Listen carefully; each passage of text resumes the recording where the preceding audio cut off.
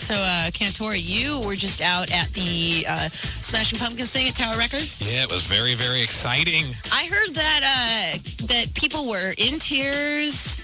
You know what? That people were screaming. There were so many people crying down there. It was like the Beatles coming to Shea Stadium. I'm telling you. There wasn't a dry eye in that line. People were just freaking out, and we had a chance to actually interview and hang with Billy after the whole signing was over and complete and during the process, and we were able to sit down with him for a couple of minutes. Can we play some of that? Oh, yeah. We're going to play some more of it. This is a couple of little lowlights, I guess, but we'll have more tomorrow morning. This is Chris Cantore of Brand X Morning Radio here at 91X with Billy Corgan of the Smashing Pumpkins. And you guys have been really super good to San Diego. You did a couple of months ago. You did the Spreckle show with the release of Melancholy. You did those 2 sold-out shows at Soma. It's one of our favorite places to play.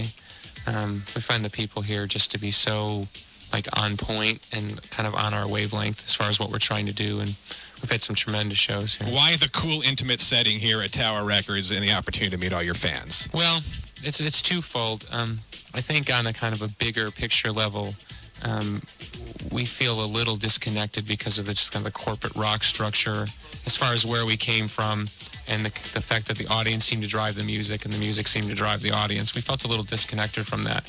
And also I think that there's a lot of kids out there who, because of, let's say the 4 years intervening between Jimmy leaving the band and now Machina coming out, didn't really get to see the band in full rock power mode. We don't want those people to see the band and feel the band, through some video. We want them to understand where we come from and once again make the distinction about the kind of band that we are. So this is very important because it's like planting seeds in the garden. That's where we come from, and so far it's just been fantastic because it's making us feel really connected again to the people we're playing for, and I think the people we're playing for are looking at us in a different way than just some sort of distant, figureheads. Okay, the new album, I was corrected on the air for calling the new album Machina, and I got calls. People were saying it was Machina or Machina. What's the correct pronunciation?